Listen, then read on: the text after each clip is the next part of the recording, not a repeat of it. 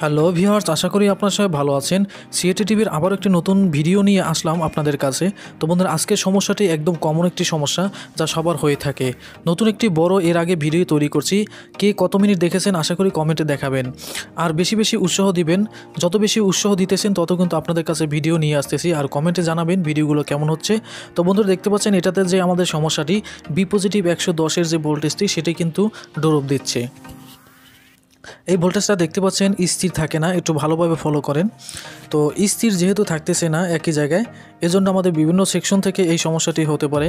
কোন সেকশন থেকে এই সমস্যাটি হতে পারে সেটি ব্যাখ্যা করব পরে। তো এর আগে দেখিনি কিছু ভোল্টেজ আমরা মেপে দেখব, মেজার করে দেখব যে আমাদের ভোল্টেজটি কোথা থেকে ড্রপ দিতে পারে। তো বন্ধু, দেখতে পাচ্ছেন একই জায়গায় কিন্তু আমাদের ভোল্টেজটি থাকতেছে না। তো অনেকে ভাবতে পারেন অনেক কিছু। তো বন্ধুরা, এটা আসলে অনেক থেকে ফ্লাইব্যাক থেকে হতে পারে, output transistor, filtering capacity, power section থেকেও আমাদের এই সমস্যাটি হতে পারে। এখন বিষয়টি হলো, এখানে যেহেতু আমাদের এই সমস্যাটি হয়েছে, আমরা কিন্তু এখন অন্য যে ভোল্টেজ আছে সেগুলো কিন্তু আপনাদেরকে মেপে দেখাবো আর কিসে এই ভোল্টেজটি আমাদের ড্রপ দিতে পারে। তো এরকম সমস্যা হলে আপনারা প্রথম থেকে শুরু করবেন। এখানে দেখেন আউটপুট ট্রানজিস্টর আছে। তো আউটপুট ট্রানজিস্টরটি আমাদের দেখতে হবে। দেখেন এখানেও কিন্তু আউটপুট ট্রানজিস্টর একদম লো, তাও কিন্তু আপ ডাউন করতেছে। এবং দেখেন যে আমাদের চ্যানেল বক্সের এখানে ভিসিসি ভোল্ট, এই ভিসিসি ভোল্টটা দেখতেছি এখানেও কিন্তু অনেকটাই ভোল্টেজ আপ ডাউন করতেছে। বি পজিটিভ 110 যেহেতু আমাদের ওখানে ভোল্টেজ ড্রপ দেয়, সে কারণে এখানেও আমরা কিন্তু ভোল্টেজ অনেকটাই কম পাই, কিন্তু হালকা হালকা আমাদের দেখা যাচ্ছে যে ভোল্টেজটি ড্রপ। এরপর দেখেন ভার্টিক্যাল আইসি, যেহেতু ওই জায়গায় সমস্যা, আমাদের ভার্টিক্যাল আইসি থেকেও কিন্তু এই সমস্যাটি হতে পারে। তো আমরা দেখেন চপারে 2 নম্বর পিন থেকে 27 ভোল্ট। তো এটাও আমরা দেখব যে আমাদের ভোল্টেজটি স্থির থাকে কিনা। তো বন্ধু, দেখতে পাচ্ছেন এখানে আমার 27 ভোল্ট আছে, কিন্তু হালকা নাড়াচাড়া করতেছে। এখানেও কিন্তু আমাদের ভোল্টেজটি আপ ডাউন করতেছে। তো বেশি আপ ডাউন করতেছে বি পজিটিভ 110-এর। তো এটা কিসের জন্য সেটা আপনাদেরকে A to Z দেখাবো। ভিডিওটি টেনে টেনে দেখবেন না, তাহলে কিন্তু আপনি অনেক কিছু গুরুত্বপূর্ণ কথা মিস করে যাবেন। সব টেকনিশিয়ানদের ভিডিও আপনি A to Z দেখবেন, না দেখলে আপনারা কিছুই বুঝবেন না। অধৈর্য হয়ে গেলে আপনারা বন্ধুরা কাজ শিখতে পারবেন না। তো আমরা এখন যে কাজটি করলাম, আমরা কিন্তু রেজিস্ট্যান্সের একটি পা, আমরা এই সমস্যাটি হলে একটি পা আমরা ওপেন করব এবং যেখানে ভোল্টেজটি ইন হয় সেখানে ধরবো। দেখেন এখন কিন্তু আমাদের কিন্তু আপ ডাউন করতেছে না, কারণ আমরা রেজিস্ট্যান্সের পাটা আমরা উঠেছি, এখানে কিন্তু এই লেগে নাই। তো ভিউয়ার্স, ভালোভাবে সোল্ডারিং করে নেই। তো যাই হোক, আপনারা রেজিস্ট্যান্সটি প্রথমে আপনারা ওপেন করে নেবেন।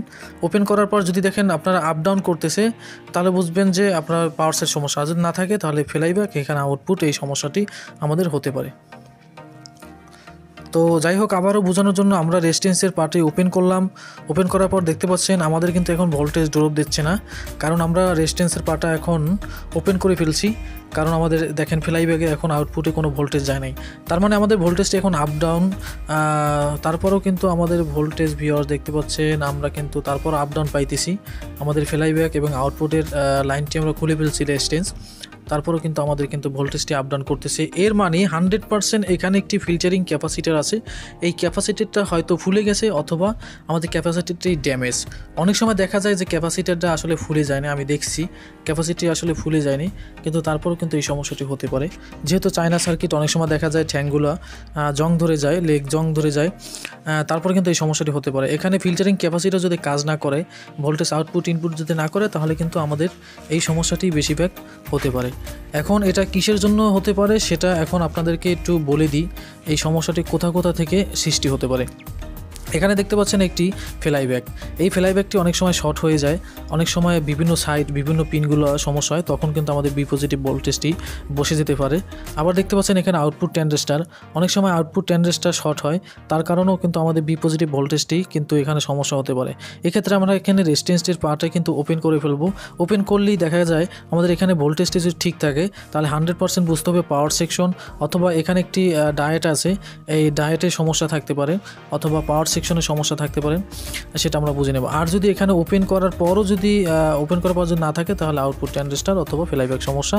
এরপর ফিল্টারিং ক্যাপাসিটার, এখানে একটা দেখেন আমাদের পাওয়ার সেকশন থেকে ফিল্টারিং ক্যাপাসিটার, এই সমস্যাটা হলেও কিন্তু আমাদের এরকম সমস্যা হতে পারে, আমাদের পিকচারে ঢেউ খাবে। অনেকে প্রশ্ন করছেন ভাই পিকচারটি হালকা ঢেউ খায়, তো এখানে পাওয়ার সেকশন থেকে এখানে ফিল্টারিং ক্যাপাসিটর এবং রেস্ট ডায়েট আছে কিছু টেন্ডারেস্টার। এখান থেকে যদি আমাদের ভোল্টেজটি কোনো রকম মিসিং থাকে একটি সাধারণ ভোল্টেজ, তাহলে কিন্তু আমাদের এরকম সমস্যা হয়। এখানে একটি দেখতে পাচ্ছেন ভার্টিক্যাল আইসি থেকেও আমাদের কিন্তু এরকম সমস্যা বেশ হতে পারে। এখানে রয়েছে একটি সাউন্ড আইসি। চপারের সাথে যে আইসিগুলো সম্পৃক্ত, যেমন ভার্টিক্যাল আইসি এবং সাউন্ড আইসি, এগুলো যদি শর্ট হয় সমস্যা হতে পারে। তো আমরা এখন মনে করছি যে এখানে যেহেতু দেখছি আমরা যে ফিল্টারিং ক্যাপাসিটারটা ছাড়া সব কিছুই ভালো আছে, আর এখানে আমাদের ভোল্টেজটি দেখছিলাম, এখানের ভোল্টেজটাও কিন্তু হালকা ড্রপ। আমাদের তাহলে বুঝতে হবে আমাদের যে 160 ভোল্টের যে আমাদের ক্যাপাসিটারটি আছে, যেটা ফ্লাইব্যাকে 110 ভোল্ট যায়, সেইটা হয়তো 100% আমাদের শর্ট। এখন আমরা এখানের যে ভোল্টেজ, পিনের ভোল্টেজ সবগুলো আপনারা দেখে নিলাম। যেহেতু আমরা এটাও ভালো, এখন আমরা 100% ধরে নিলাম। এখানে বিসিসি ভোল্ট, এটাও শর্ট, তার মানে 100% আমাদের বুঝতে হবে আমাদের এই সেকশনগুলো সব ভালো আছে, কিন্তু ফিল্টারিং ক্যাপাসিটারটা হয়তো খারাপ। এখন আমরা ফিল্টারিং ক্যাপাসিটারটা চেঞ্জ করে দেখব। আপনারা সাথেই থাকবেন, ভিডিওটি টেনে টেনে দেখবেন না বন্ধুরা, তাহলে অনেক গুরুত্বপূর্ণ কথা মিস করে যাবেন। আর বেশি বেশি আমাকে কমেন্ট করবেন, বেশি বেশি লাইক করবেন, উৎসাহ দেবেন। যত উৎসাহ দেবেন তত আপনার ভিডিও পাবেন। আর যদি আপনার উৎসাহ না দেন তাহলে বেশি ভিডিও পাবেন না। আপনাদের জন্য বড় বড় ভিডিও দিতেছি, এর আগে একটি ভিডিও দিছি, আশা করি দেখে আসবেন। 50 মিনিটের একটি ভিডিও দিছি, সেখানে A to Z ক্লাস দেওয়া আছে, যাদের যত প্রশ্ন সবগুলোর অ্যান্সার সেখানে দেওয়া আছে। তো বন্ধুরা এখন ক্যাপাসিটারটা আমরা চেঞ্জ করব। তো বন্ধুরা আমরা দেখেন সব সেকশন চেক করছি এবং কোনো সমস্যা পাইনি। এখান থেকে ক্যাপাসিটারটা খোলার পর যে বিষয়টি আমরা ধরা পড়ছে আপনাদেরকে এখন দেখাতে চাই। আমরা সব সেকশন দেখলাম, সব ঠিক আছে। তো 100% আমাদের ক্যাপাসিটারটি সমস্যা ছিল। দেখতে পাচ্ছেন ক্যাপাসিটারটি আমি খুলে রেখেছি 160 ভোল্ট, তো 47 ইউ। তো এই ক্যাপাসিটারটা এখন যে সমস্যাটি ধরা পড়ছে, এটা ক্যাপাসিটার ফুলে যায়নি, অনেক সময় ফুলে যায়। দেখতে পাচ্ছেন একটি লেগ জং ধরে মরিচা পড়ে গেছে।